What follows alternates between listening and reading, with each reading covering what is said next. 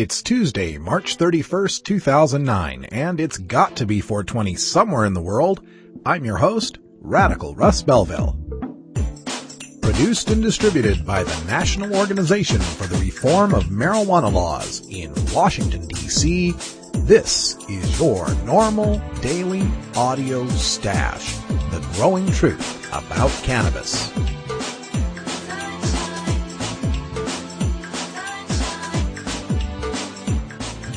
Welcome to the most popular podcast regarding marijuana in all of America and all the world, featuring interviews with scientists, politicians, doctors, prohibition policy activists, regular cannabis consumers, musicians, and NORML staff and NORML's board of directors, along with music and comedy no other podcast can offer. You can always find out more about our show at our website, stash.norml.org, and continue the education and conversation on our blog as well. We're ending marijuana prohibition with education, one listener at a time.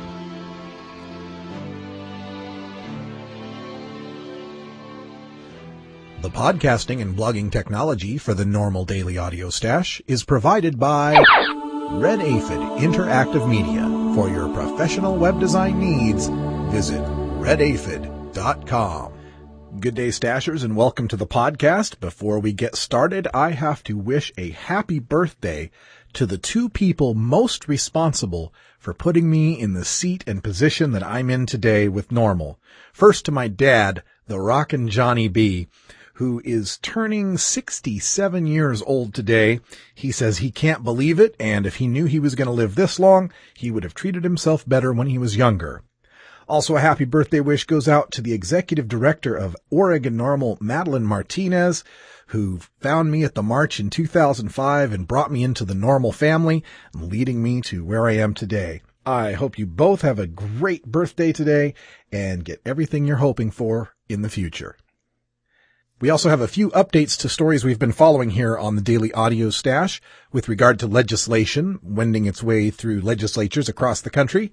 In Connecticut, the decrim bill, SB 349, we've got a couple of posts on that today, as well as Alabama's medical marijuana bill, HB 434. There's a very important hearing on that, and you'll hear more about that in just a moment.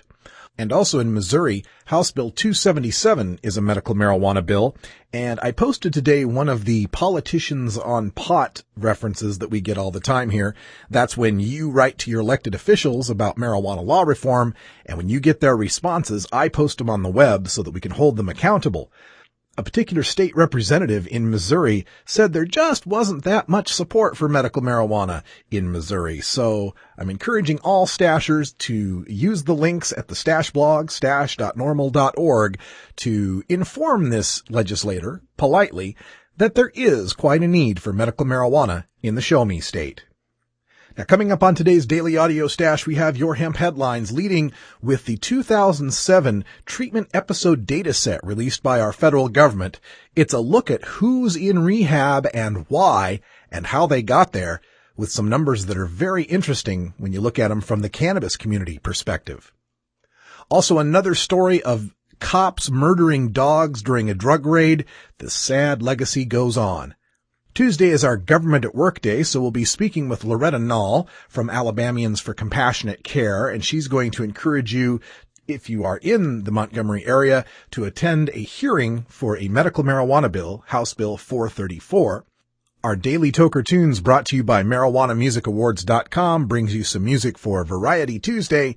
And in our second interview segment, we continue our cannabis conversation with Alan St. Pierre, the executive director of NORML, with his reactions to the Obama administration's recent pronouncements on marijuana policy.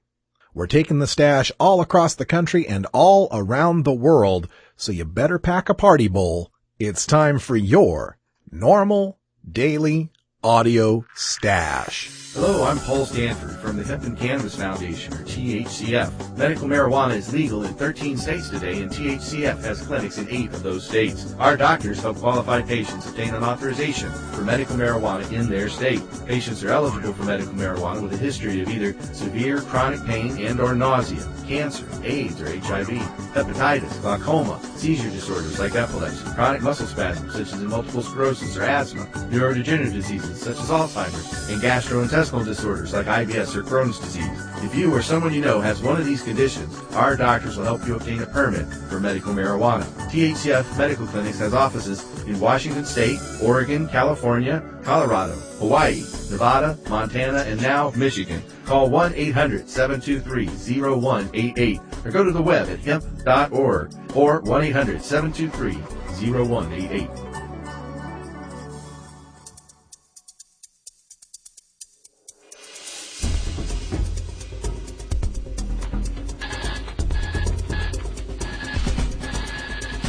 Now it's time to take a look at the latest stories about marijuana from news organizations across America and around the world in our NORML daily audio stash, Hemp Headlines. 2007 Treatment Episode Data Set Marijuana Stats. The Substance Abuse and Mental Health Services Administration, or SAMHSA, is the federal government's lead agency for improving the quality and availability of substance abuse prevention, addiction treatment, and mental health services in the United States. They have released the results of their 2007 Treatment Episode Data Set, or TEDS, showing the national admissions to substance abuse treatment services. Let's take a look at the statistics for marijuana, shall we? In 1997, about 200,000 people checked into treatment for marijuana. By 2005, that number has risen to over 300,000 people, though it has tapered off a bit these last couple of years. By any account, this is a huge rise in the number of people seeking rehab for marijuana in just a decade. It would seem like the powerful new, not your father's Woodstock weed has given a rise to a 50% increase in reefer addicts.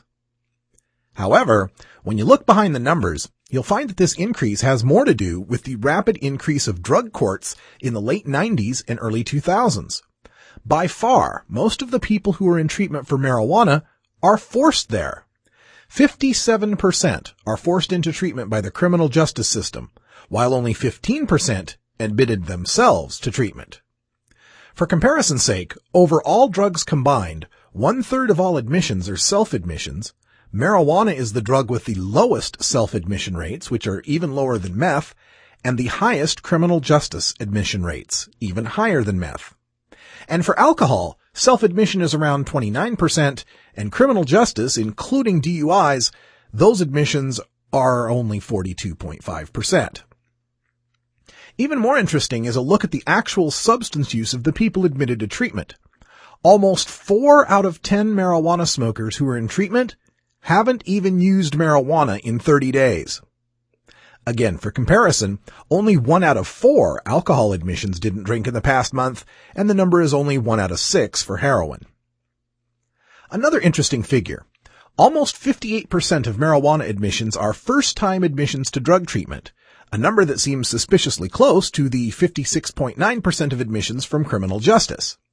That's the highest first-time figure of all the common drugs: marijuana, alcohol, heroin, cocaine, and meth.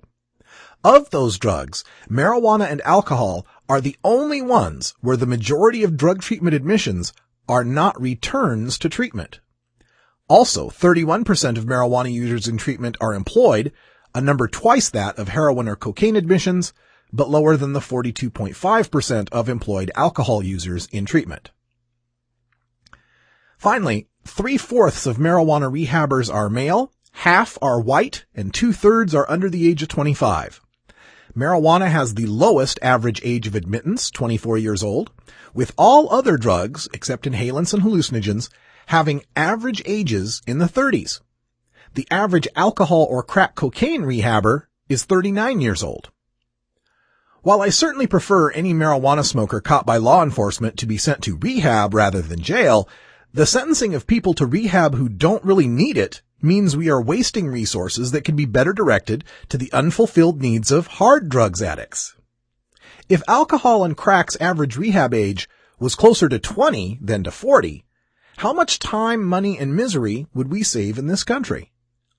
Instead, we arrest mostly young people for their marijuana use, then sentence them to rehab, then cite the increasing numbers of young people in rehab for marijuana as proof of the increasing danger of marijuana, which is then used to justify arresting more mostly young people for their marijuana use. Dog-murdering cops at it again. A South Buffalo family once answers after police shot and killed two of their dogs during a raid Saturday, leaving blood puddled on a living room carpet and speckled on the wall. Her father pleaded with police not to shoot the dogs, but they wouldn't allow him to grab the dogs and put them in another room.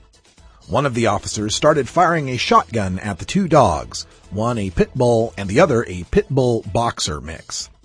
One of the dogs was shot 3 times, once in the throat, once in the back, and the last time in the leg while trying to run away. The other dog was cowering behind a table. Neither was a threat to the police, the residents said.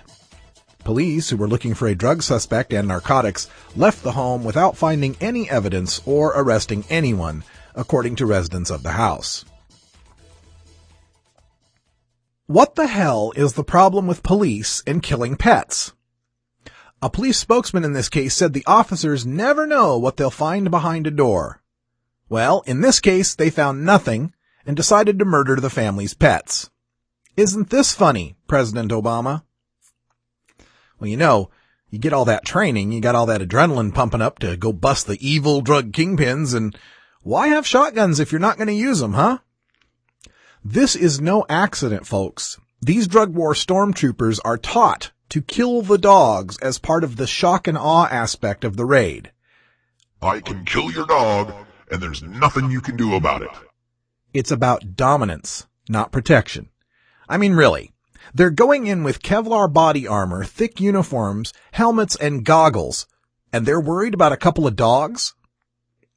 The police should be held to the same standard of shooting a pet as they do a human. Self-defense is perfectly valid, but unless those dogs are charging and attacking, there is no justifiable reason to kill them.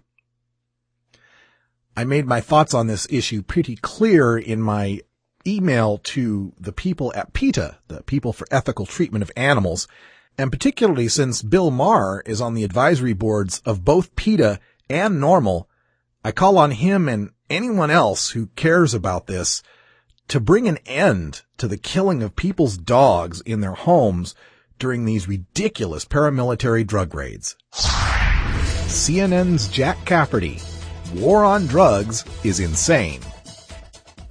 Here's something to think about. How many police officers and sheriff's deputies are involved in investigating and solving crimes involving illegal drugs, and arresting and transporting and interrogating and jailing the suspects? How many prosecutors and their staffs spend time prosecuting drug cases? How many defense lawyers spend their time defending drug suspects? How many hours of courtroom time are devoted to drug trials? How many judges, bailiffs, courtroom security officers, stenographers, etc. spend their time on drug trials? How many prison cells are filled with drug offenders? And how many corrections officers does it take to guard them? How much food do these convicts consume? And when they get out, how many parole and probation officers does it take to supervise their release? And how many ex-offenders turn right around and do it again? So how's this war on drugs going? Somebody described insanity as doing the same thing over and over and expecting a different result each time. That's a perfect description of the war on drugs. Even the most mainstream of commentators is unafraid to say the emperor wears no clothes. So let me prepare you now for what comes next in this rhetoric. The notion of legalizing sale and use of marijuana is becoming too attractive, so the drug warriors will be trying to tie marijuana to cocaine, meth, and heroin. Cafferty's piece describes the cost of the war on drugs as $44 billion a year and legalization reaping $33 billion a year, but that's if we're talking about all drugs. And that's a radical notion to most people who aren't so afraid of you smoking a doobie, but you snorting a line or shooting up scares the crap out of them. What they'll try to portray is the notion that drug legalization means Acapulco Gold, Colombian Flake, Super Speed, and White Horse sold in flashy branded ads and available at a convenience store near you. Legalize weed, and there will be heroin-filled disposable syringes available next to the 40 ounces at the Quickie Mart. What we need to do is inject common sense into the debate. NORML doesn't take a stance on other drugs. We're about legalizing marijuana and supporting its responsible use by adults. That said, we're also pretty staunch anti-prohibitionists. Locking people up for drug use clearly doesn't work. How I address the issue is to say, why can you get aspirin at the grocery store, but you have to see a doctor, get a prescription, and visit a pharmacy to get OxyContin? Why can you go buy 3-2 beer in most places in America at the store, but you have to go to a liquor store to get Bacardi 151 rum, and then only in some states? It's because rational people understand different drugs need different rules. I support treating marijuana like alcohol because it's clearly safer. I think rules for cocaine, meth, and heroin would probably need to be more strict because I believe those drugs are more dangerous. We must maintain separation between marijuana and other drugs. Marijuana was on the verge of legality in the 1970s until cocaine made such a splash in the latter part of the decade, and seasoned stashers will remember those High Times magazines with lines of coke on the cover. The recent tabloid story of Vice President Joe Mandatory Minimums Biden's daughter's alleged cocaine videotape just made me shudder. Maintain focus. Say things like, I don't know about hard drugs, but we certainly need to legalize marijuana. In drug war, Mexico fights cartels and itself. President Calderon and his security team argue that the violence shows the desperation of the cartels as the government dismantles them. The DEA agrees that the cartels are in their death throes, but it says it expects the violence to get worse in the near future. An effort is underway to change laws to make it easier to seize businesses that are linked to traffickers, but it has been bogged down by fierce political infighting. Victor Hugo Ciruego Vázquez, the Speaker of the Mexico City Assembly, said to a reporter recently, quote, "We keep hearing we're going to win. That's what the U.S. President said in Vietnam," end quote. There are calls for a completely new approach. One of Mr. Calderon's predecessors, Mr. Zedillo, recently joined two other former heads of state from Latin America in pushing for a complete rethinking of the drug war, including the legalization of marijuana, which is considered the top revenue generator for Mexican drug cartels. Mexico is nowhere near such a transformative step as legalizing drugs, which would cut drug profits, but also might cause use to soar. Still, there are initiatives on the horizon. 3 years ago, the Mexican Congress passed a plan to decriminalize the possession of small quantities of cocaine and other drugs, but Vicente Fox, then the president, killed the bill after American officials raised an alarm. Mr. Calderon made a similar proposal last fall, albeit lowering the amount still further, and this time American officials did not utter a peep. This is reporting from the New York Times, and what I thought was significant about this piece is pointing out that legalizing drugs would cut the profits of these Mexican drug cartels, and also accepting that marijuana is the top revenue generator for the cartels. Even the mainstream media is starting to come around to the notion that talking about legalizing marijuana isn't that crazy an idea anymore.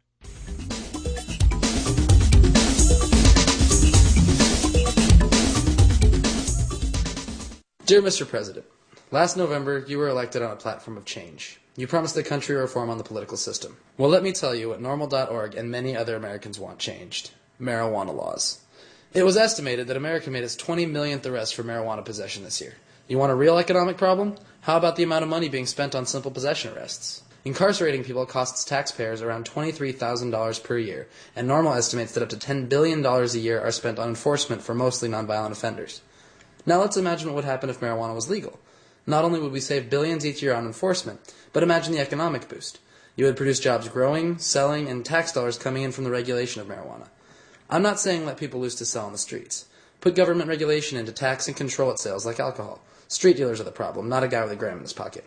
Put in harsh punishments for people who drive under the influence, and stop punishing people who enjoy marijuana safely in their home. Mr. President, if you really want change, legalize marijuana. Tuesday is our look at your government at work here at the Audio Stash. While the inevitable re-legalization of cannabis hemp will have to happen at the federal level, the steps leading to that destination take place at the state and municipal levels. We focus in on the initiatives, bills, and amendments regarding cannabis across all 50 states, and what activists like you are doing to enact a positive reform to our cruel and outdated marijuana laws.